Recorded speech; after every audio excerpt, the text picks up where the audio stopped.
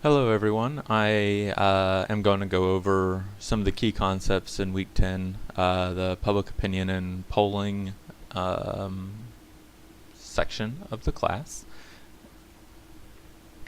If you want to pull out your PowerPoint and go along, I'll be skipping over some stuff, but that may be helpful or not. I'm not really sure. But here we go. Okay, so one of the first things to keep in mind with public opinion and polling is that I showed a South Park video that suggests, and I think is fairly accurate, you can find about 20 to 25% of Americans to believe anything you want them to believe.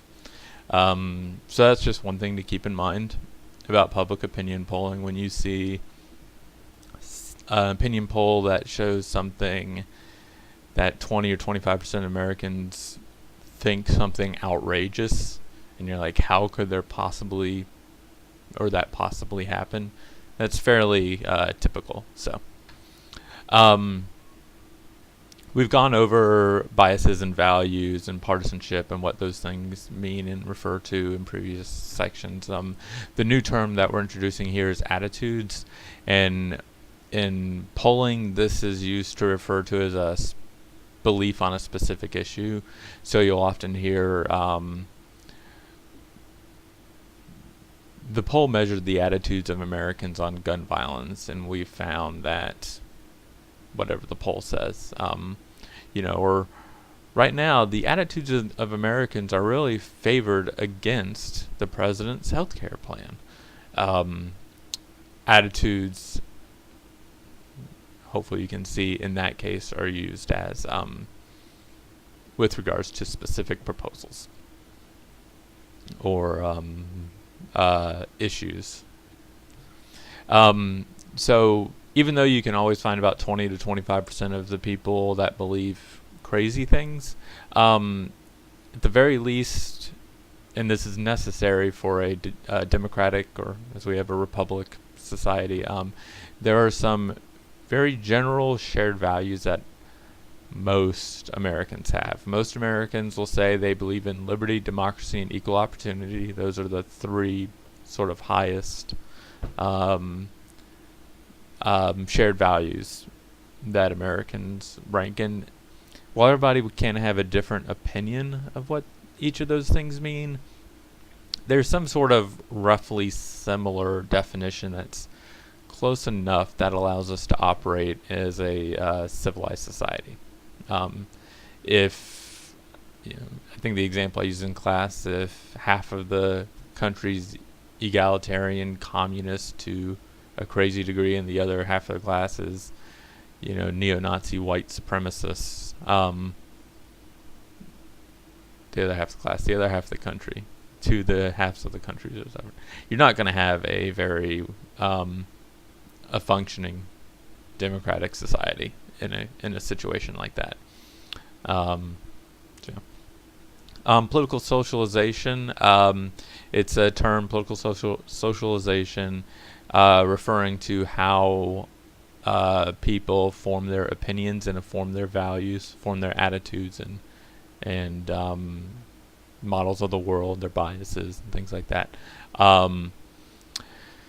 And a lot of these are fairly obvious. We got the family, we have churches, civic groups, where you work, your friends, the people you're generally surrounded by. We are social creatures, and we tend to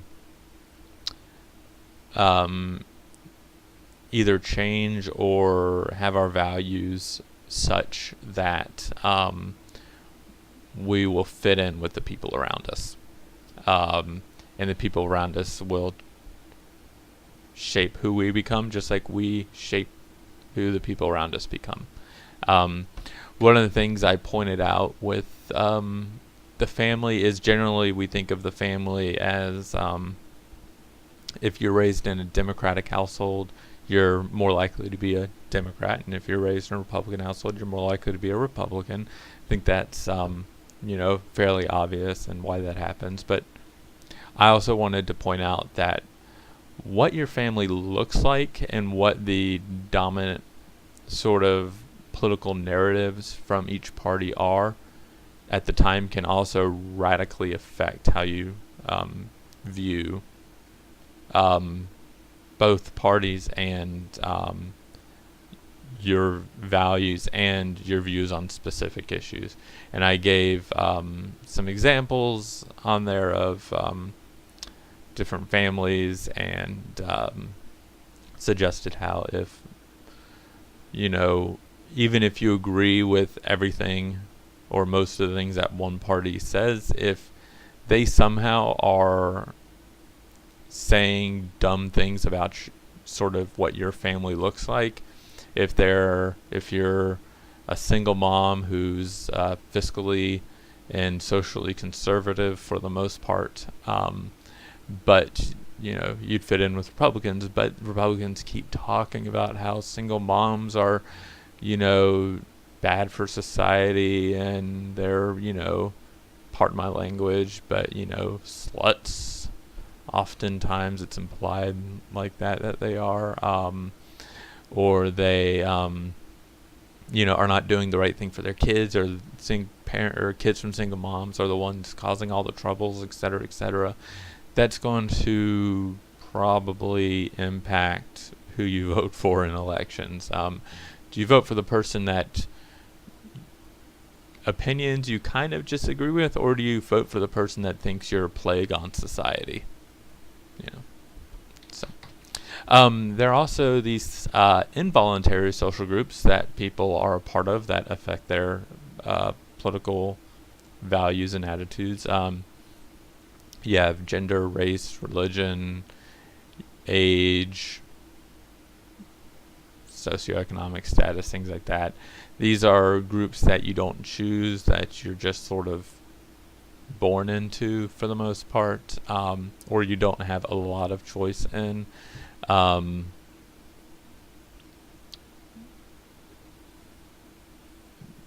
This can both affect which party you support and what your opinions are on certain issues based upon how those issues affect your involuntary social group, like your gender or your race. And they can also sometimes affect your general values based upon the sort of stereotypes and norms and socialization that you are faced with in society based upon the way you look. So women, for example, are treated very differently than men from a very early age, and that can affect their political socialization, just like men are treated differently, and it affects their political socialization. Education is another big thing that affects your politics, and the political environment that you live in at a specific time. I use the example of how people that sort of grew up in the political environment of the 30s and 40s, the Great Depression and World War II, where the federal government was doing a lot and it was seen as being very trustworthy, and it was doing awesome things like feeding people and defeating Nazis and stuff like that. People that generation are a lot more trustworthy of the federal government, more willing to view them as having a legit and good role in society, whereas people that grew up during some of the social unrest of the 60s and the corruption in the 70s and the Vietnam War and things like that may be more, or will be more, suspicious of the federal government in terms of their role in people's lives, because they've seen that the federal government has done some pretty sad things, like kill a bunch of Vietnamese people and cause a bunch of American soldiers to die, and the corruption of Nixon and such. That was a major political shift and stuff. So on to media and the framing of issues. One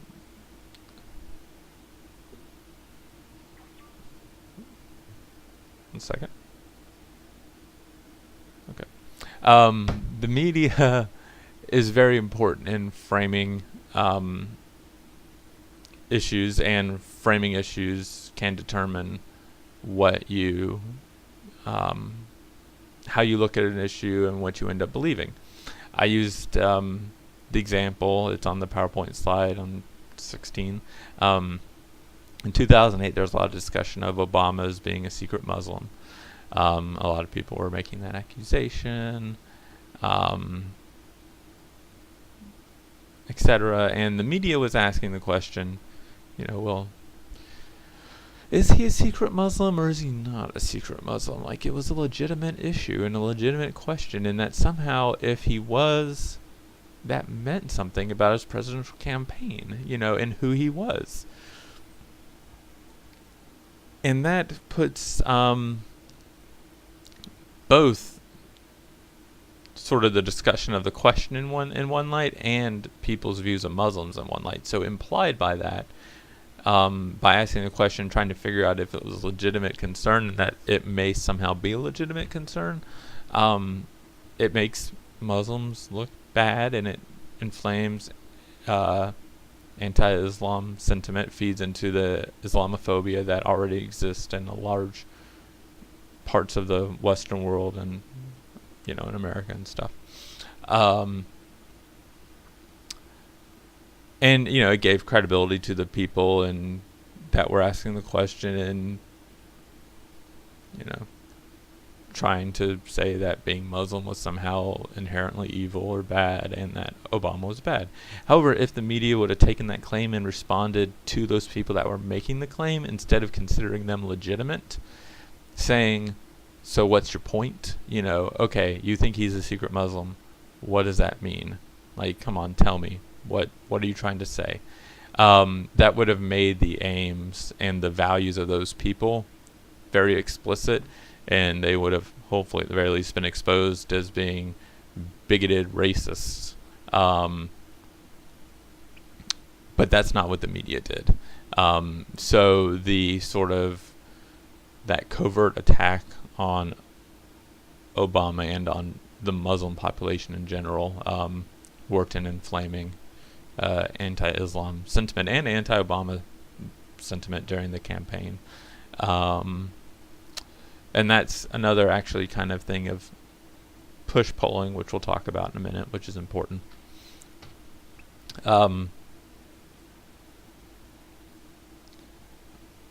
So with framing in mind and how people form their opinions and how people think about issues, I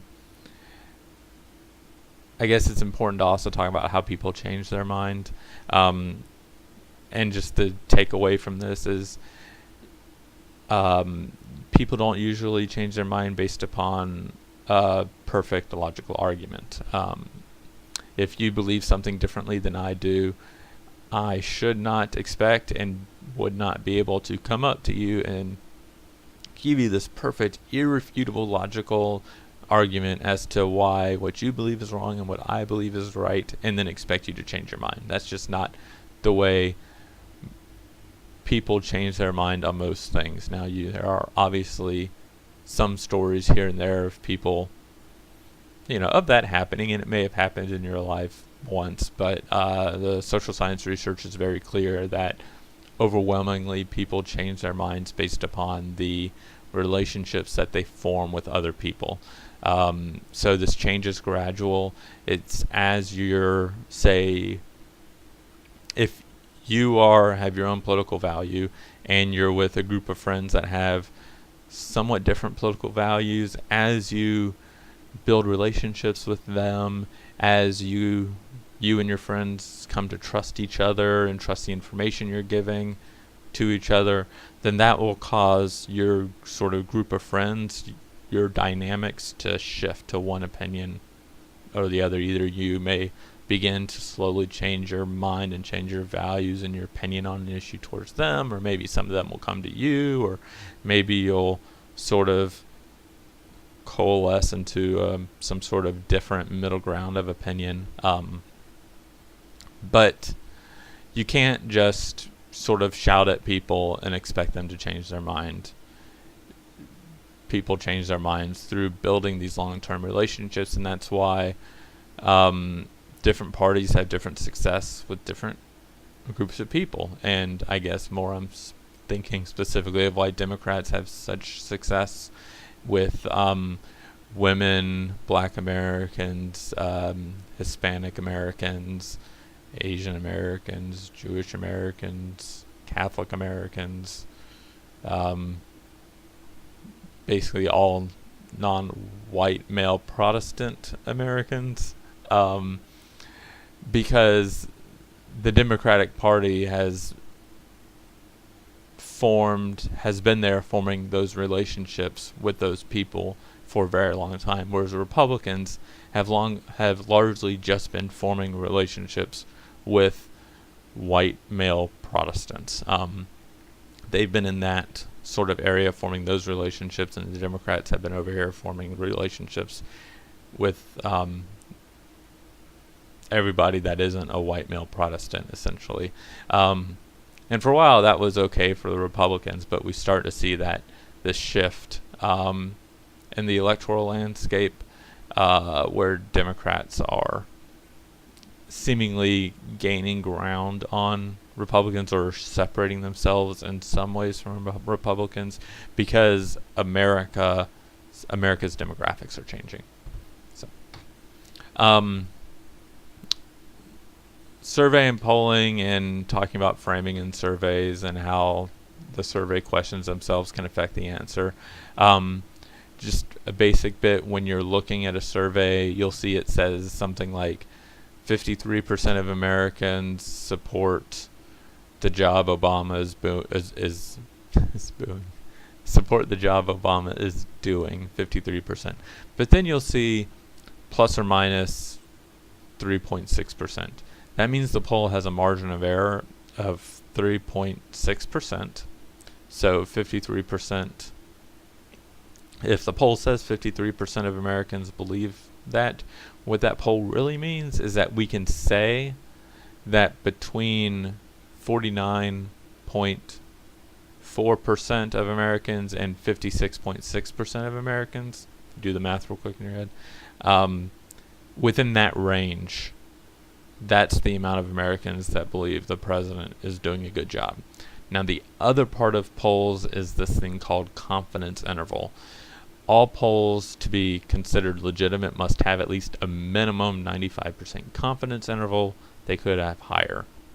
What the confidence interval means is it's the percent level of confidence you have that the results that you got are within that margin of error.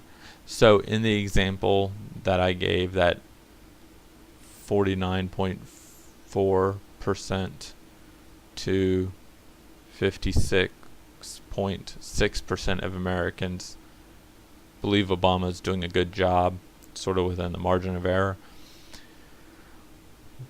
We have that margin of error, but then we're also 95% sure that the numbers fall within that range. So there's a 5% chance that the numbers are outside of that plus or minus 3.6% range.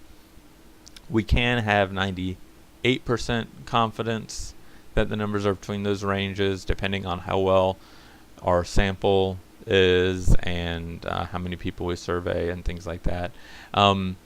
You can also have less confidence intervals, like 90% or 85% or 50% or whatever.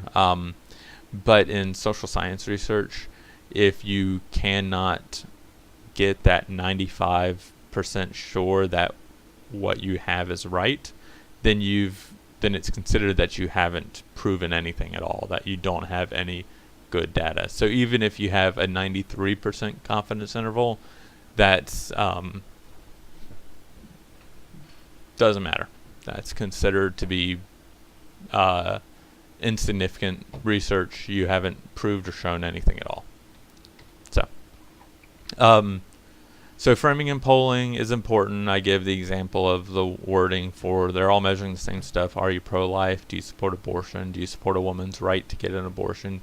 Do you support a woman's reproductive rights? All those theoretically measure the same thing, but all of them will give you different answers, more than likely. The ordering of questions also matters, and this is called priming. you can get a specific result that you want to get by getting people to think about something in their head before you ask the question. So I gave the example of how gender stereotypes can sort of prime answers. When people were asked if they were good in math, science, English, and humanities, and they didn't ask what their gender was, they just asked if they were good in those subjects or if they're bad in those subjects, we found that men and women rated their skills equally. So 10% of Americans, both men and women, said they were really good in math. Both 50% of men and women said they were really good in science and whatever, etc. However, when the same survey question was asked, but they asked, first fill out, are you a man or are you a woman? And then they said, what are your skills in math? What are your skills in science, English, humanities, etc.? We found that when people were first asked what gender they were, that kicked in gender stereotypes in their head, and they then started to conform the answers to those gender stereotypes. So men rated themselves higher in math and science, like skill level, than they did in the first question, where they did not sort of prime for men to think of themselves as men. And women rated themselves as higher in English and humanities than they did in the first question. And vice versa, men were weaker in English and women were stronger in English. Now there's finally, in terms of the polling, push polls. Okay, so push polls are not designed to measure public opinion. One second. Okay, hopefully this is back and it's working. Push polling, not designed to measure actual opinion, but to form an impression of a candidate or an issue in a person's mind. Sort of similar to loaded questions. When did you stop beating your wife? Sort of takes you a minute to respond to that because there's an implicit assumption there that you are beating your wife. Premise. You can't actually answer the question, and if I was to was in a group room with other people, and I asked that question to a guy who was married, and I was like, hey, when did you stop beating your wife? Regardless of what he answers, everybody else in the room goes, does he beat his wife? Maybe I can kind of see that. I thought he was a good guy. I mean, he doesn't eat meat, and he wears Birkenstocks, and he plays the drums in the middle of a park while singing about peace and love. But, I guess maybe I can see him beating his wife. I mean, he would be the person that would beat his wife. That sort of thing. Oops. Shaking y'all up. Can create an opinion. There was the push poll that Karl Rove did on behalf of the Bush campaign in 2000 against John McCain in South Carolina, where they called conservative white voters in South Carolina, which is funny because with this poll, because it's sort of also an implicit admission on behalf of the Bush administration that their voters are racist, and that they were specifically going after the racist voters in South Carolina to get them to vote for them, or to vote for the Bush campaign. And they asked the question, would you be more or less likely to vote for John McCain if you found out he had an illegitimate black child? People answered yes or no. I have no idea if the answers were actually recorded, because that was not the point of the survey. The point was to make people think to themselves, why are they asking if or if McCain has an illegitimate black child. Does McCain run around with black people? You know what? Maybe I don't want to vote for him. And then, of course, McCain has adopted a child, I think a Vietnamese child. So there was a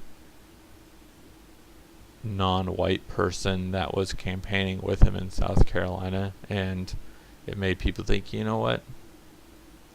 Even though he's white, there are people around him that are not white, so I think I'll vote for the Bush campaign instead of McCain. That got a lot of fun attention. Let's get the bandwagon effect. We'll go on to media and framing, and let's talk about the interest grouped issue. This gets into the white male gaze that I talked about, how we live in a society dominated by white males, and what this white male gaze is, it means that there's a certain viewpoint that's considered legitimate, that's considered the default way to view things. And because white males, and specifically white Protestant males, hold the sort of reins of power in society, get to set the conversation, get to frame the conversation about a lot of things, it's their view, the issues that affect them are then considered the default sort of positions, the default things. Those are the issues that all of a sudden affect everybody, and all other issues that don't directly affect Protestant white males are considered special interest issues. So there's that op-ed piece I gave from the Washington Post, where the person, Robert Kaiser, says that the Democratic Party lost the white Southern vote, who are now Republicans, and now the Democrats are mostly composed of an alliance of interest groups. Women, an interest group. Trade unionists, a legitimate interest group. Gay men and lesbian, another interest group. Blacks, Hispanics, interest groups. And the country's intellectuals, probably quote-unquote interest groups, but I don't know. Notice he doesn't say the Democratic Party lost its interest group of white Southern voters. They lost their white Southern voters, their legitimate base, but they gained this interest group base that sets them somehow apart from the mainstream of society. It suggests that the Democrats are comprised of this coalition of people where they're just sort of like buying votes from these people on the basis of one or two issues and aren't representative of all people. Another instance where this comes into like stark focus is the with the healthcare reform. There's been a lot of controversy about maternity benefits being now included in all healthcare or health insurance policies, and why do men have to pay for women's issues? Well, when insurance plans were sort of being developed and people thought about insurance plans, the people who were doing that were white males. And they were sitting around the room thinking, what do we need to include in these insurance plans? Well, we need to obviously include heart and lung issues and brain things and broken bones and very specific. You see, you know what? We need to include things like, prostate cancer and testicular cancer and issues involving the penis. And you know what? Penis pumps need to be covered under health policy issues, because that's a legitimate medical issue that some men have. Well, they don't say men, that some people have, where they can no longer get an erection, and so we need to include payments for these penis pumps and payments for Viagra and things like that. And yeah, so that's it. Let's include those things. That's what we need to include in a healthcare plan, because that's what matters, and those are the sort of natural things that people would need.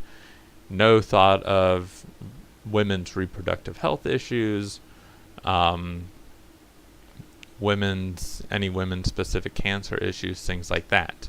And women have been paying for men to get penis pumps and prostate exams and things like that for the entire time we've had health insurance, because that wasn't considered any sort of special issue or a special rider or anything like that.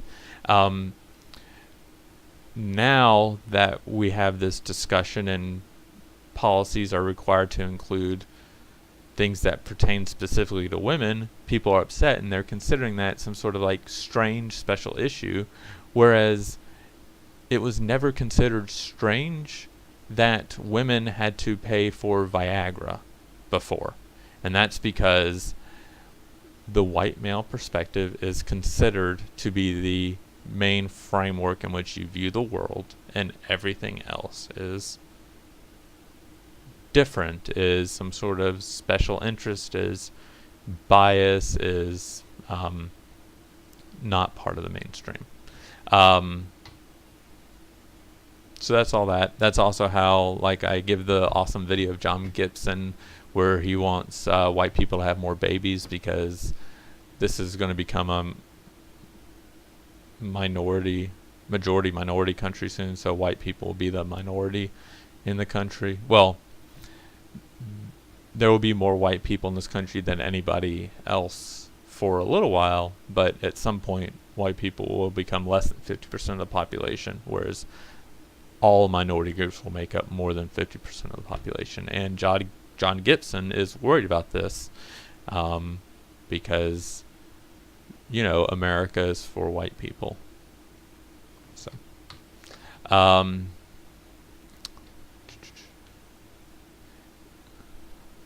okay, so those are kind of the main concepts in framing and polling. When you think about how polls are asked and the way polls are framed, you have to think about that sort of dominant framing of issues, the way people generally think about issues. I mean, you don't just have men, for example, complaining about men having to pay for maternity care for women in health insurance plans. You have women doing the same thing too, because everybody in our culture is brought up in this sort of idea that the default correct position to have is this one where sort of white men are considered first and foremost, or those issues are first and foremost in people's minds. That's the default way to look at the world and whatever.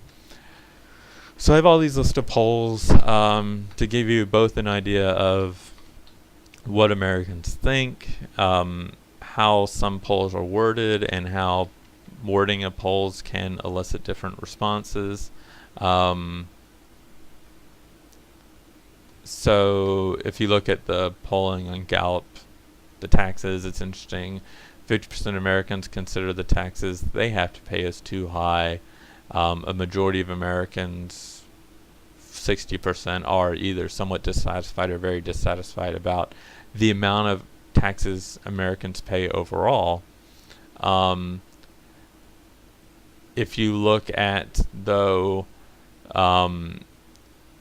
different groups and how much taxes they pay, we find that Americans feel like lower income people pay 37% of Americans feel like lower income people pay their fair share, while 40% say they pay too much. Kind of roughly the sort of same there, fair share too much. Middle income people feel like they pay their fair share of taxes, where about 40% though feel like they pay too much in income tax, whereas by a 60 vote margin or more, depending on some of the different polls you look at, Americans believe that upper income people pay too little in taxes. So you have this idea that Americans feel like taxes are too high or about right. you actually you can take that and run with it for your policy issues, saying why we need to lower taxes and stuff like that, or why we shouldn't raise taxes on some people.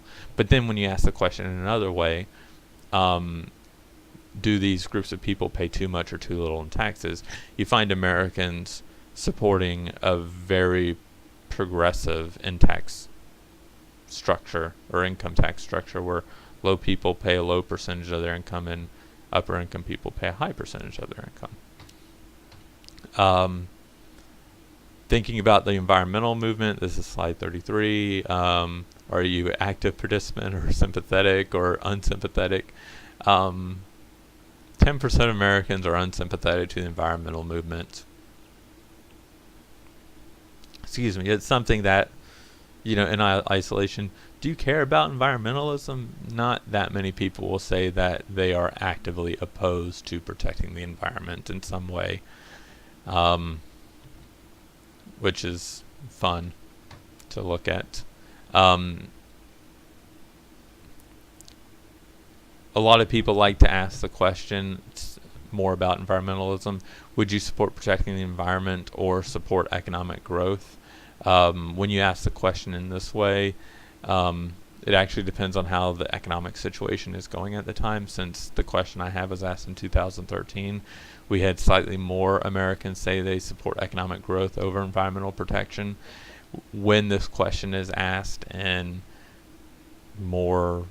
better, like in times of economic growth, when things are going well, you find an overwhelming number of Americans supporting environmental protection over sort of policies that would lead to economic growth.